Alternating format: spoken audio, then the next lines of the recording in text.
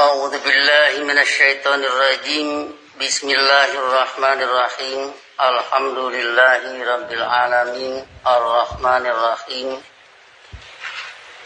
مالك يوم الدين إياك نعبد وإياك نستعين اهدنا الصراط المستقيم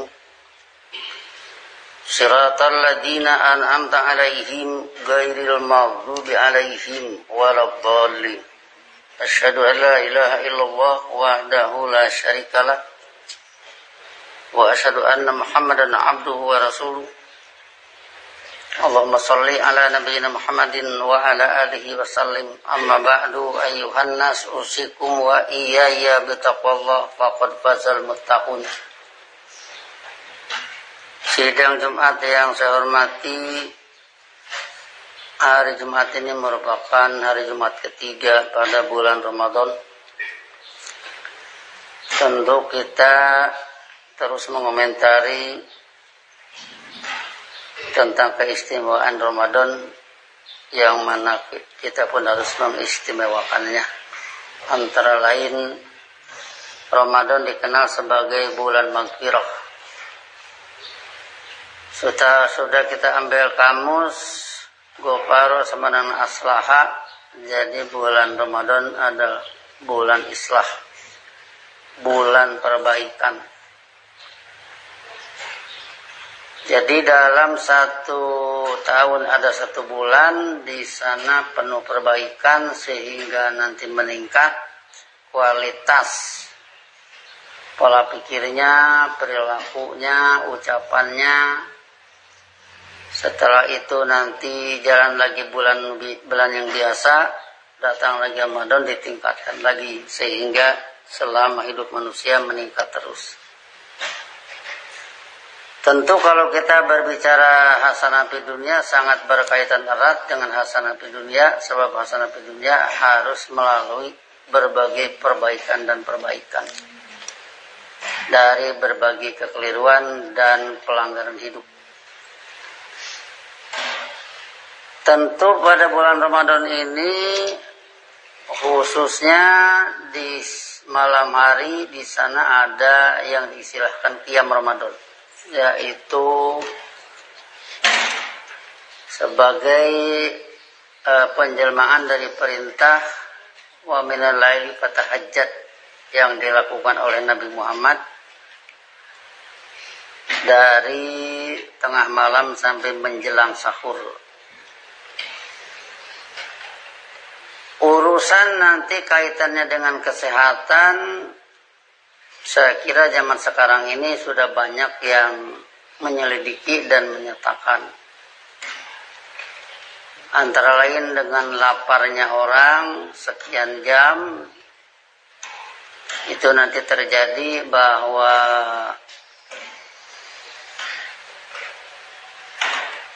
badan manusia yang terdiri dari berbagai sel-sel, di kala lapar itu sel yang lapar memakan sisa-sisa sel yang mati, sehingga sel-sel yang mati tidak menjadi racun sebab dimakan oleh sel yang lapar tadi. Akibatnya maka badan manusia jadi sehat, bebas dari kotoran-kotoran, sisa-sisa sel yang mati. Itu orang naturalis membahas. Ya tentunya di sini dibahas atau tidak tetap berlaku seperti itu. Atau orang membahas tentang sholat, misalkan gunanya dilihat dari sirkulasi darah, itu naturalis berbicara bahwa gerakan-gerakan sholat itu berpengaruh terhadap peredaran darah.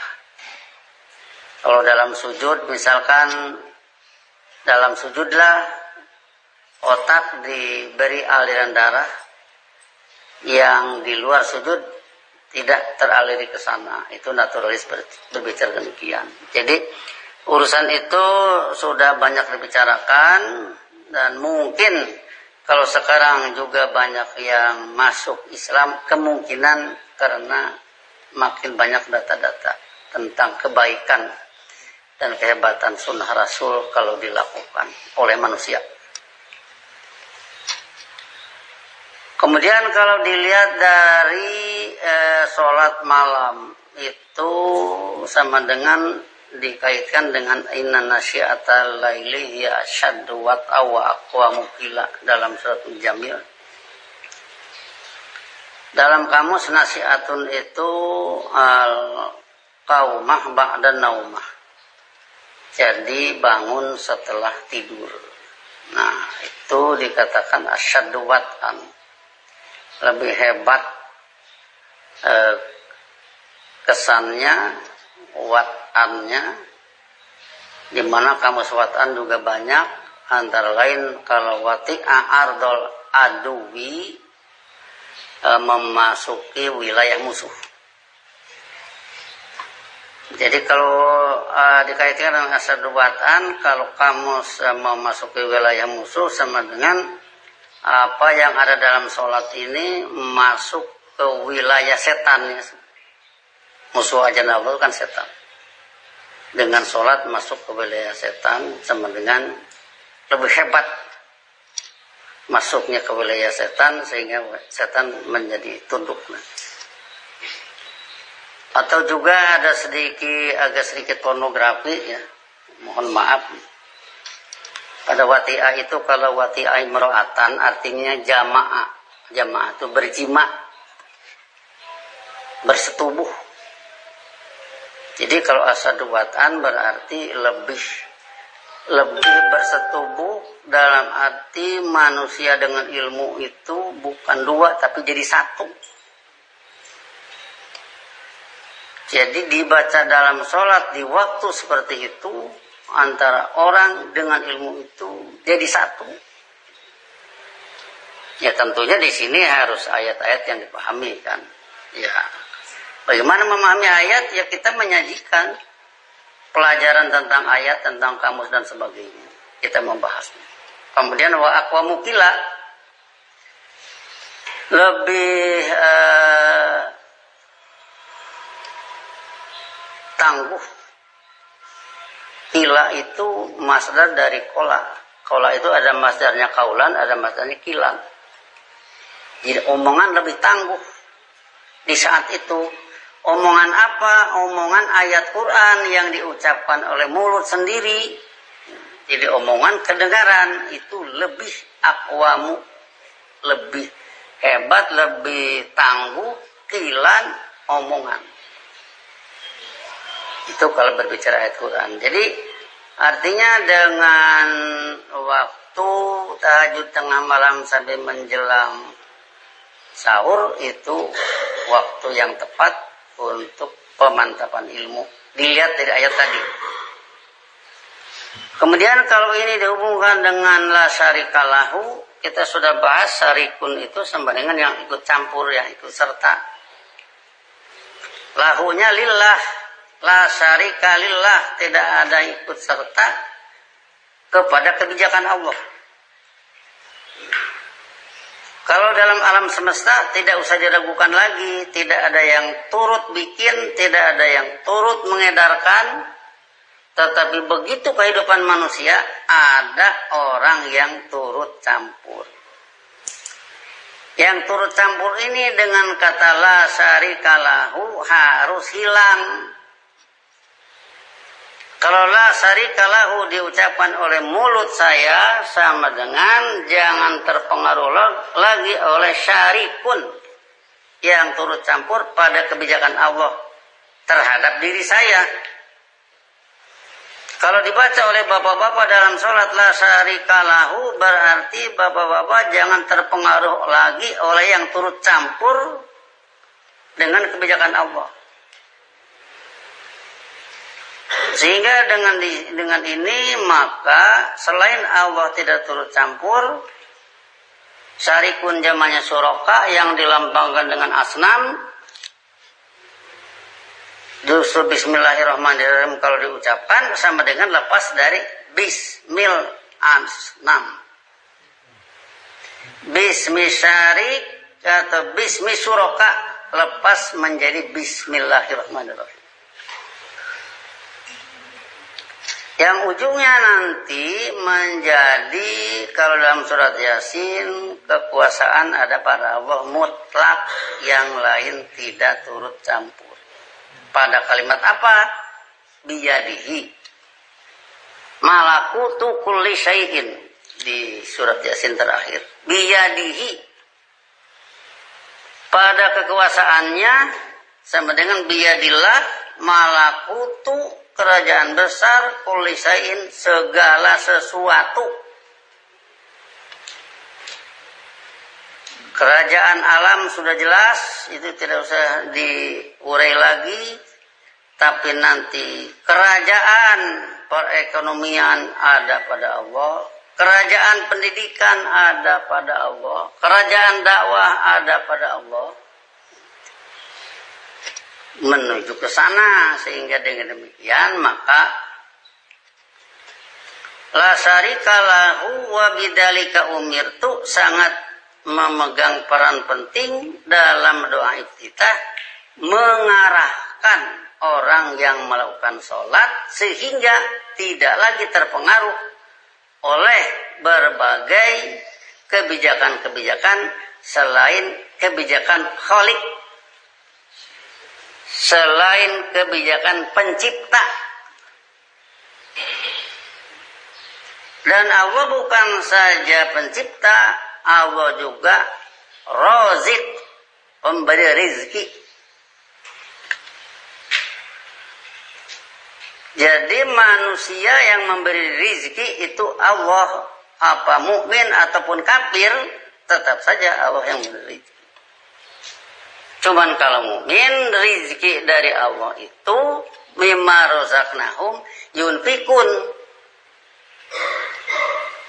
dari apa yang kami karuniakan mereka mengeluarkan anggaran. Untuk apa? Kalau orang Sunda kenyuguhan Allah, bukan. Untuk apa? Untuk biaya hasanah di dunia, untuk kecerdasan, untuk berbagai macam, antara lain misalkan yang kita saksikan di sini dari mimma razaqnahum yunfikun, menghasilkan bangunan masjid, menghasilkan keramik, menghasilkan paping, menghasilkan pintu gerbang, menghasilkan itu ini. Itu dari mimma razaqnahum yunfikun. Dari mana mereka punya? Dari Allah. Kemudian mimma razaqnahum yunfikun, mereka mengeluarkan anggaran. Kalau dari seseorang itu sedikit, dari satu orang sedikit, dari ratusan orang banyak dikit, dari ribuan banyak dikit, jadi besar. Sehingga dengan demikian maka ini semua diarahkan dari Allah rezekinya, sebagian dari sana untuk makan dia, untuk makan keluarga, kemudian juga sebagian untuk membiayai hasanah di dunia. Itu namanya terarah. Kalau itu sebagai laku perbuatan dalam hidup ini, kemudian ada poin untuk hasanah di dunia. Ingat, kalau mukmin itu poinnya 2, dengan untuk hasanah fil akhirah. Uang yang dikeluarkan untuk memberi dakwah di dunia, dia sendiri turut merasa enak di dalamnya karena dia bagian daripada orang-orang yang dakwah atau yang didakwah. Dia turut dengan kehidupan cerdas, dia turut dengan kehidupan makmur, dia turut dengan kehidupan adil. Berikut nanti di akhirat ada wala ajrul akhirati khairun, imbalan akhirat lebih indah. Seperti apa lebih indahnya kita tidak tahu. Nanti aja di sana. Sulit memprediksi di sini tentang kehidupan akhirat. Kemudian kalau dihubungkan dengan surat Luqman, surat 31 ya, ayat 30 dan 31. Di sana dinyatakan, alam tarau, apakah kalian tidak melihat secara ilmiah anallaha, bahwa sungguhnya Allah sahwara, menundukkan lakum bagi kalian mafis samawati wa mafil ard, apa yang ada di semesta angkasa dan bumi ini. Itu semua Allah tundukkan. Jadi mafis samawati wa mafil ard tidak akan melawan. Biji emas diambil dari tanah tidak akan berontak. Tanah mau dipakai nguruk bikin jalan tol tidak akan berontak. Air tidak akan demonstrasi, digunakan untuk kemakmuran. Sebab Allah sahkhara lakum, tapi lakumnya semua. Kalau manusia makhluk alternatif, ada mukmin, ada kafir, masuk ke lakum di sini. Tidak di sini misalkan kalau air digunakan hanya untuk mukmin saja tunduk, kepada kafir melawan, enggak, sama aja. Nah, jadi dengan demikian maka seharusnya orang mukmin yang sadar dengan ayat ini lebih dulu berlomba untuk mengambil dari apa yang Allah tundukkan itu bagi diri mereka. Sebab jadi sakhkhara lakum bagi kalian semua. Jadi kalau kecelek nanti keduluan orang lain, ya kalah lah kalau keduluan. Harusnya mukmin itu harus lebih pandai, lebih terampil dalam mencari, dalam menggunakan wa sakhkhara lakum ma fis samawati wa ma fil ardi wa asbagu alaikum ni'amahu, serta dia menyempurnakan atas kalian nikmat-nikmatnya dohiratan wa batinatan, baik yang dohir ataupun yang batin. Jangan jadi nanti kalimat selanjutnya wa minan nasi mayyujadilu fillah, sedangkan ada sebagian dari manusia yang membantah kebijakan Allah itu bigori ilmin, tanpa ilmu, wala hudan, tanpa pedoman, wala kitabin munir, tanpa kitab yang memberi pantulan terang. Ada. Nah, janganlah masuk ke sana. Sebab kalau masuk ke sana berarti dia merugikan dirinya sendiri. Wa idza qila lahum ittabi'u ma anzalallahu, yaitu apabila dinyatakan kepada mereka ikutilah apa yang Allah telah turunkan, qalu bal nattabi'u ma wajadna alai aba'ana, mereka menjawab tetapi kami mengikuti apa yang kami dapatkan nenek moyang kami atas yang demikian. Sebenarnya ikut tradisi nenek moyang, yang tradisi itu terbagi kepada idealis dan naturalis. Itu tradisi nenek moyang. Di ujung Allah bertanya, awalau kana syaitanu yad'uhum ila adzabis sa'ir.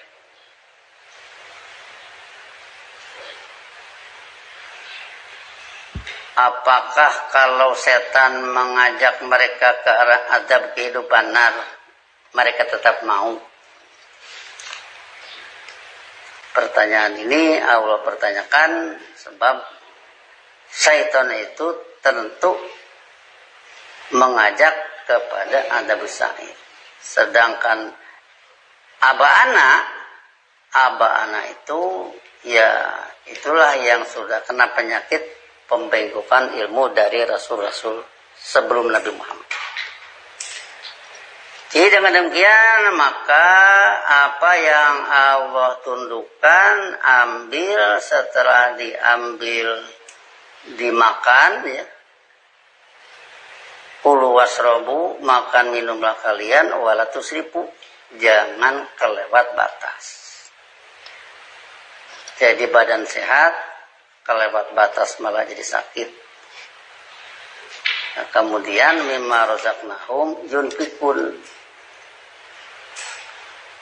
Kalau ini disadari oleh semua pihak, maka hidup akan makmur, pendidikan akan maju, keamanan akan terjamin, kemakmuran dan sebagainya, sebab semuanya itu memerlukan pendanaan. Bila nanti mumsikan memegang, mumsikan itu yang tidak munfikon. Kalau di munfikon lawannya mumsikan. Munfikon mengeluarkan anggaran, kalau mumsikan menahan anggaran, tidak diberikan. Yang seharusnya untuk biaya hasanah fid dunya dengan berbagai sektornya dia tahan. Nah, kalau seperti itu, maka yang bangkrut manusia juga sebenarnya, termasuk dirinya sendiri. Kemudian kalau kita bertanya, kenapa sih Allah ngaturnya begitu? Allah memberi rezeki, kemudian kafir mukmin mencari, dikasih semua. Tapi Allah ngatur ke mukmin, cobalah sebagian gunakan untuk membayar hasanah fid dunya. Kenapa tidak langsung aja oleh Allah? Misalkan jangan ada mukmin dan kafir lah, supaya tidak banyak masalah dalam hidup ini. Jawabannya nanti oleh Allah menjawab, ini a'lamu ma la ta'lamun. Aku ini liyabluwakum, guna dia menguji kalian, ayyukum ahsanu amala. Itulah digelarnya kehidupan manusia. Jadi jangan kenapa-kenapa, seperti itulah Allah menguji manusia, mau tidak diatur oleh Allah. Kalau mau diatur, yang sejahtera manusia sendiri. Kalau tidak mau diatur, berabe manusia sendiri. Bukan Allah yang berabe, Allah tidak berabe. Nah, jadi disinilah liyabluwakum ayyukum ahsanu amala. Hakikat persoalannya di sini karena orang tidak mengerti ini dunia ini adalah panggung ujian. Nah, jadi ujungnya dia berlaku semena-mena. Padahal dia sedang diuji. Sebab kalau sudah masuk ke kuburan, kalau sudah menghembuskan napas terakhir, semua jadi tutup. Semua jadi berhenti. Yang ada di kantong juga ya bisa diambil orang lain. Supaya jangan terhenti, maka gunakanlah itu menurut apa yang Allah atur dengan kebijakannya. Nanti poinnya bukan hanya untuk dunia, tapi juga untuk akhirat. Di dunianya sejahtera hasanah fid dunya, di akhiratnya sejahtera hasanah fil akhirah. Yang tidak mengerti itu, itulah yang tidak lulus ujian.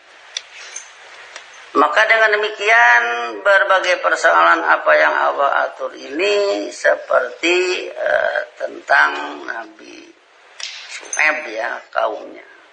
As-sholatuka ta'muruka anatruka ma ya'budu abauna au annaf'ala fi amwalina ma nasya'u.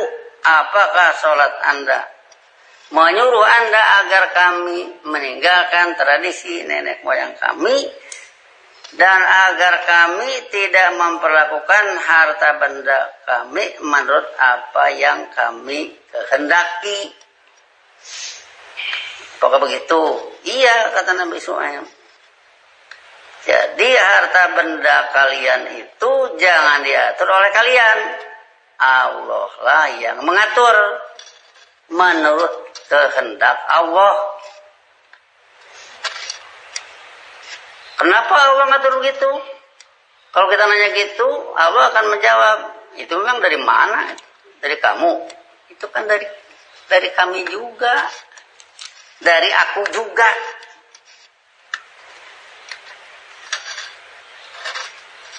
Bahkan seluruh manusia, segala peralatannya ya dari Allah. Sehingga di sini semua yang tidak patuh kepada kebijakan Allah, sama dengan syirkun.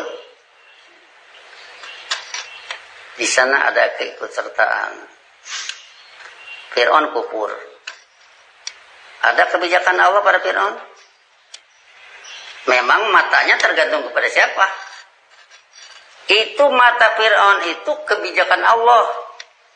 Itu darah Fir'aun kebijakan Allah. Urat nadi Fir'aun kebijakan Allah. Segalanya kebijakan Allah. Tapi begitu Fir'aun ngomong, kebijakan dia sendiri. Disinilah nyampurnya.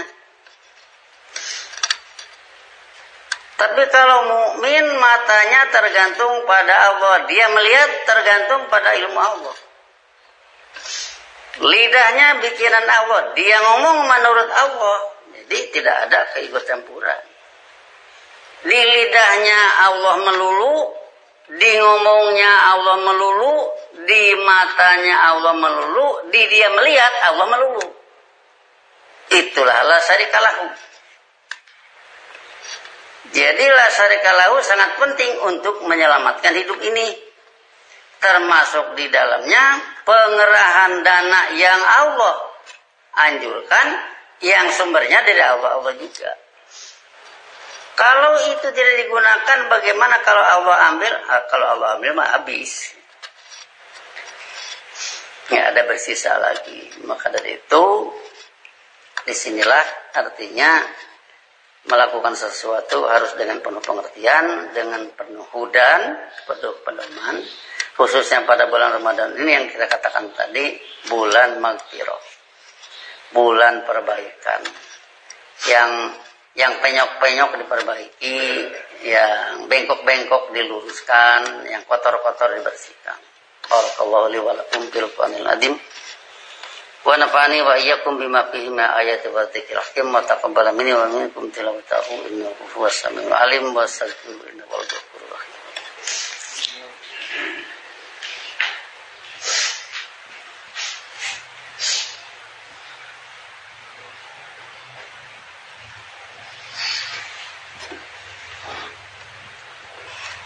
Alhamdulillahilladzi nazzala al-furqana ala 'abdihi liyakuna lil alamin nadhira. Asyhadu an la ilaha illallah wahdahu la syarikalah wa asyhadu anna Muhammadan abduhu wa rasuluh. Allahumma shalli ala nabiyyina Muhammadin wa ala alihi wasallim. Amma ba'du. Ayyuhan nas usikum wa iyaya bittaqwallah faqad fazal muttaqun. Selanjutnya surat Saba surat 34 ayat 22. Kepada mereka yang tidak terima la syarikalahu, yang tidak mau tetap saja menggunakan selain Allah sebagai pembuat kebijakan, maka Allah menyuruh. Kalau istilah orang Sunda itu nyuruh sesuatu yang dilarang. Kulit uladina za'amtu min dunillah. Tegaskan oleh Anda. Berharap hiduplah kalian kepada mereka yang selain Allah, yang kalian kira bisa memberi keunggulan. Sengaja disuruh. Tapi Allah berpenilaian, la yamlikuna misqala dzarratin fis samawati wala fil ardh. Mereka itu yang selain Allah yang disuruh kalian berharap kepada mereka itu, la yamlikuna, mereka tidak memiliki misqala dzarratin, seberat atom pun, fis samawati wala fil ardh, di angkasa dan di bumi ini, wa malahum fihi min syirkin, mereka tidak punya keikutsertaan fihima, dalam semesta angkasa dan bumi ini. Yang terakhir, wa malahu minhum min dohir, wa malahu wa malillah minhum min dunillah, serta bagi dia Allah tidak ada dari mereka min dohir, yang membantu. Jadi mereka tidak pernah membantu. Dalam apa? Tentu dalam pembangunan hasanah di dunia. Nah, jadi berarti di sini min dunillah itu tidak punya seberat ataupun di semesta angkasa dan bumi ini, bagi mereka tidak ada keikutsertaan dalam semesta angkasa dan bumi ini, juga mereka tidak ikut bantu dalam mendirikan hasanah di dunia. Hasanah di dunia hanya dilakukan oleh orang-orang yang beriman, oleh orang-orang yang patuh, oleh orang-orang yang sadar dengan segala kemampuannya, baik kemampuan pikirannya, kemampuan otaknya, kemampuan hatinya, kemampuan dana yang dia dapatkan dari rezeki Allah. Itulah yang bisa turut campur dalam membangun hasanah di dunia. Dengan demikian semoga kita dengan berbagai pembinaan-pembinaan ini, dengan pembinaan saum, pembinaan sabar, dan sholat, pembinaan iman atau pembinaan kepatuhan, menjadi manusia yang tidak gagal seperti mereka yang disuruh ud'ul ladina za'amtum min dunillah. Dengan demikian maka momen Ramadan kali ini yang tidak akan ketemu lagi, ya tidak akan ketemu lagi. Nanti ada lagi Ramadan nanti, Ramadan lain lagi, bukan Ramadan yang sekarang. Jadi gunakanlah kesempatan sebaik-baiknya untuk peningkatan dan perbaikan ini. Allahumma sholli ala nabiyina Muhammadin wa ala alihi wasallam. Rabbana la tuzigh qulubana ba'da idh hadaytana wa hab lana min ladunka rahmatan innaka antal wahhab. Rabbana hab lana min azwajina wa dhurriyyatina qurrata a'yun waj'alna lil muttaqina imama. Rabbana innana sami'na munadiyan yunadi lil iman an aminu bi rabbikum fa amanna. Rabbana faghfir lana dzunubana wa kaffir anna sayyi'atina wa tawaffana ma'al abrar. Allahumma a'inna ala dzikrika wa syukrika wa husni ibadatika. Rabbana atina fid dunya hasanah wa fil akhirati hasanah wa qina adzabannar. Ibadallah, innallaha ya'muru bil 'adli wal ihsani wa ita'i dzil qurba wa yanha 'anil fahsya'i wal munkari wal baghi ya'idukum la'allakum tadhakkarun. Fadhkurullaha yadhkurukum wa ud'uuhu yastajib lakum wa la dzikrullahi akbar. Assalamualaikum warahmatullahi wabarakatuh.